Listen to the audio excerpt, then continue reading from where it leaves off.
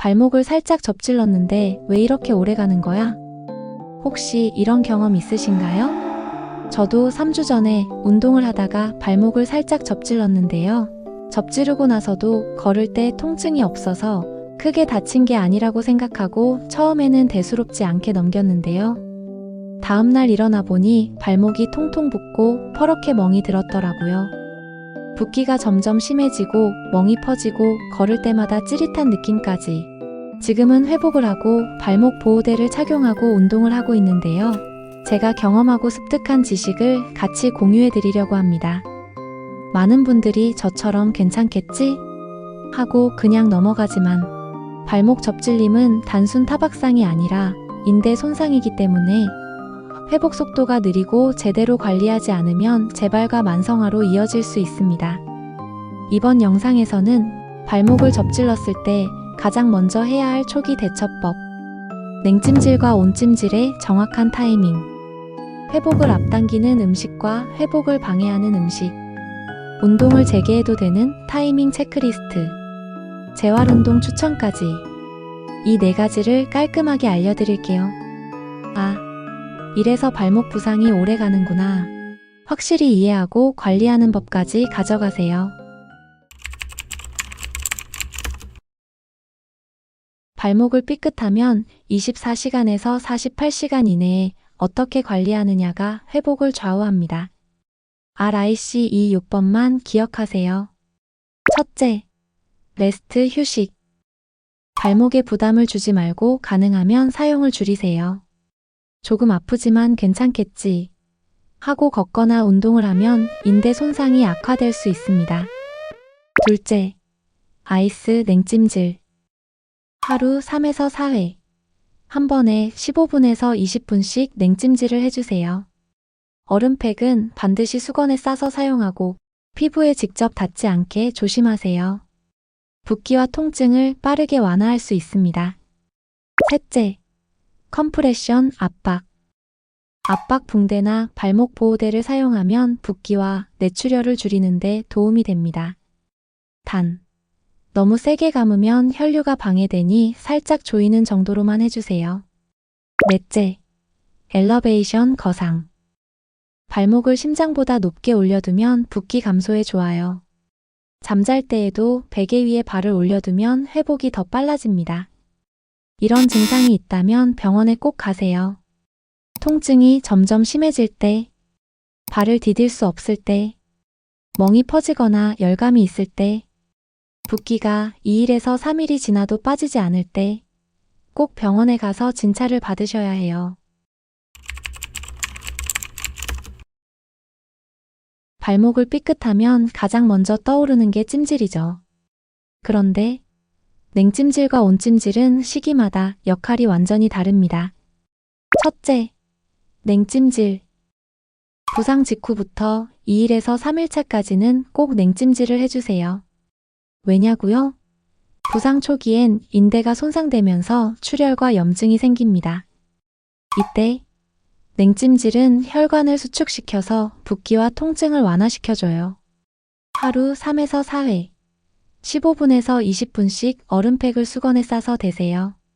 피부에 직접 얼음을 올리면 동상의 위험이 있으니 꼭 수건으로 감싸주세요.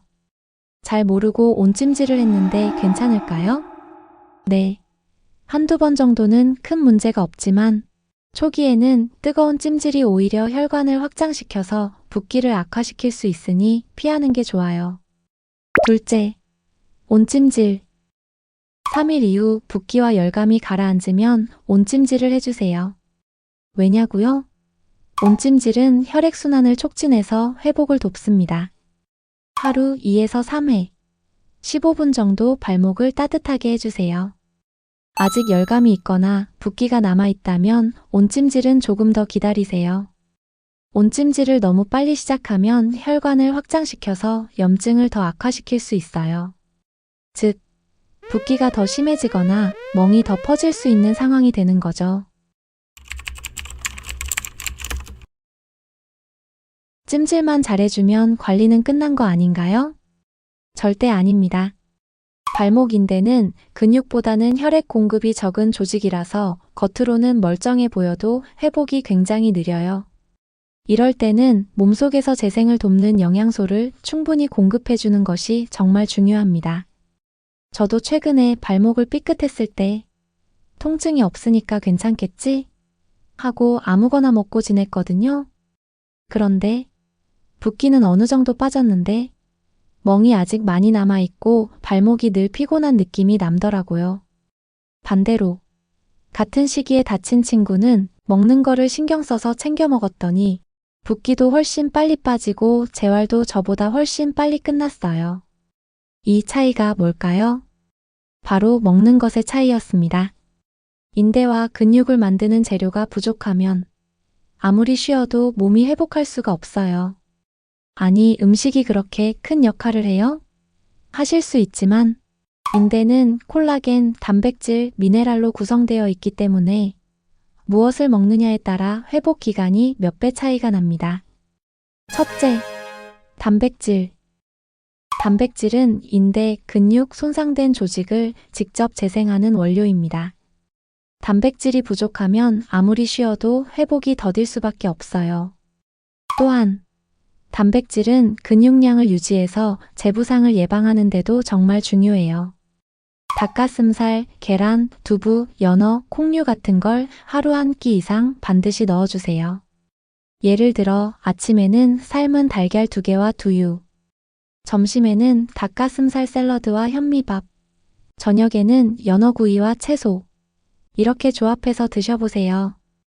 둘째, 비타민C. 인대를 튼튼하게 붙여주는 콜라겐 합성에 비타민C가 꼭 필요합니다. 비타민C가 부족하면 인대가 단단하게 아물지 않고 재부상 위험이 커질 수 있습니다.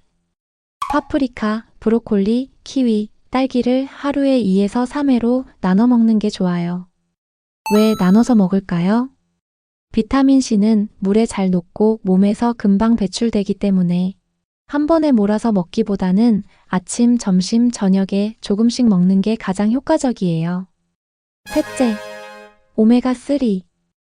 오메가3는 부상 부위의 염증을 줄여주고 혈액순환을 도와 회복을 빠르게 합니다. 연어, 고등어, 참치 같은 등푸른 생선이나 견과류 중에서도 아몬드나 호두가 좋아요. 생선을 잘 못 드신다면 오메가3 영양제도 좋아요. 단, EPA와 DHA의 합산이 1000mg 이상인지 확인하고 고르세요. 넷째, 칼슘과 마그네슘. 칼슘은 인대가 회복되는 동안 뼈와 관절이 흔들리지 않도록 안정시켜주고, 마그네슘은 근육의 긴장을 풀어줘서 통증을 줄여줘요.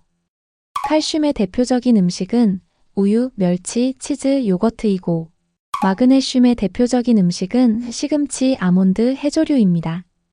칼슘과 마그네슘은 함께 섭취해야 흡수율이 높아요.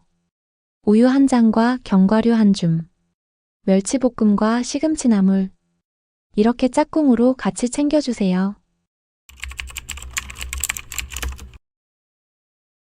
발목을 다쳤는데 빵이나 떡볶이, 과자 같은 간편한 걸로 끼니를 때우는 경우 많죠?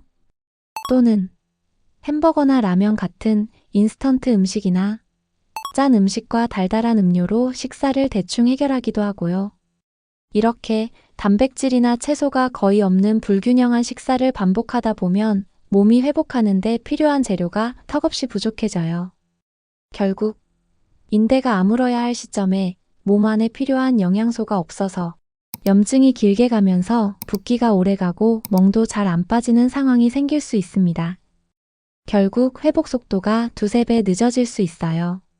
저는 식사로 다 못 챙기겠어요. 그럴 땐 최소한 오메가3와 비타민C의 영양제 정도는 꼭 챙겨주세요. 그리고 회복 기간에는 가공식품, 인스턴트, 단 음식, 자극적인 음식은 줄이고 하루 2리터 이상 수분 섭취를 해주면 몸 안에 남아있는 염증물질과 노폐물이 빨리 배출이 돼서 회복이 더 빨라집니다. 발목을 살짝 삐끗했는데 응시까지 신경 써야 해요. 이렇게 생각할 수 있지만 내 몸을 만드는 건 결국 내가 먹는 음식입니다. 단백질과 비타민, 오메가3를 제대로 챙기면 붓기와 멍이 빠지는 속도부터 달라지고 재부상 위험도 확 줄일 수 있어요. 통증이 없는데 이제 운동해도 될까요? 통증이 없어졌다고 바로 운동을 시작하면 재부상 확률이 높습니다. 아래 4가지 조건을 모두 만족해야 합니다. 붓기가 거의 다 빠졌을 때, 계단 오르내리기와 까치발 들기가 무리 없이 가능할 때, 발목을 돌려도 통증이 전혀 없을 때, 한 발로 서 있어도 불안정하지 않을 때, 이 조건이 모두 괜찮다면 가벼운 걷기나 자전거 타기부터 시작하세요. 달리기, 점프, 방향 전환이 있는 운동은 아직 금물입니다. 보통 발목 염좌 후 최소 2주는 지나야 합니다. 발목 회전 운동. 발목을 천천히 크게 돌려보세요. 앉아서 하면 더 좋아요. 타월 쥐기. 바닥에 타올을 깔고 발가락으로 쥐었다 폈다를 반복해주세요. 밴드 스트레칭. 고무밴드로 저항을 주며 발등과 발바닥을 당겨주세요. 운동을 시작할 땐 발목 보호대를 착용하면 재부상 방지에 큰 도움이 돼요. 발목을 삐끗했을 때 별일 아니겠지? 하고 넘기면 회복이 길어지고 재발이 낮아지며 만성 발목 불안정증으로 이어질 수 있습니다. 지금 당장은 괜찮아 보여도 이번 영상에서 알려드린 RICE 요법, 냉찜질과 온찜질의 타이밍, 영양소 보충, 운동 재개 체크리스트, 이 4가지만 지키셔도 회복 속도가 훨씬 빨라지고 재발 위험도 크게 줄어들면 만성 발목 불안정증도 예방할 수 있습니다. 혹시 지금 발목을 삐끗하신 분들 또는 주변의 발목 부상으로 고생하는 분들이 있다면 이 영상을 꼭 공유해주세요. 생각보다 별거 아니라고 넘기다가 크게 다칠 수 있다는 걸 많이들 모르시거든요. 구독과 좋아요는 꼭 눌러주시고요. 발목은 오늘 꼭 쉬게 해주세요. 그럼 다음 영상에서도 진짜 건강한 식생활과 알고 먹으면 확 달라지는 음식 정보로 다시 인사드릴게요. 감사합니다.